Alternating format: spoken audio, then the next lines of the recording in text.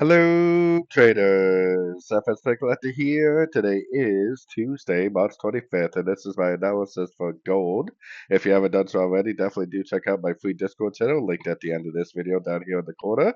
Also, don't forget to take a look at my website, fxpipcollector.com, if you'd like to gain access to all these benefits listed below and more. So anyways, gold on the 1 hour time frame is still in a move to the downside on the 1 hour. I mean, the 1 hour is lower high, lower high, lower high, lower high. It actually kind of looks like it is going to try to make another push down. Now, I think this is a wave three. I think we are currently in a wave four. Most wave fours at least last the same time as a wave two does. So I think that we still have probably about one more day or so of this wave four. I would keep an eye out for your fib levels, but it's probably more likely it is going to end up doing some sort of a break of structure, giving us some sort of an overlapping pattern for a wave four before it actually makes another push up for a wave five.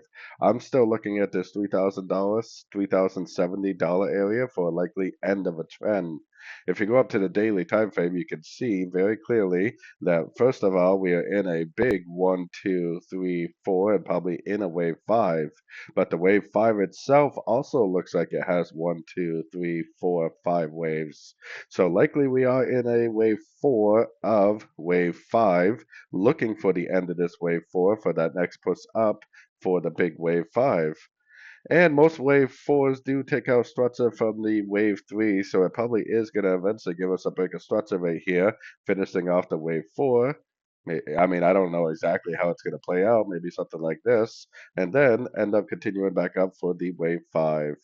So definitely keep an eye out for some more shorts if you're a short time trade trader, but definitely keep in mind that probably within the next 24 hours or so, we probably will end the wave four and make another push up for a wave five, probably targeting that 3070 area.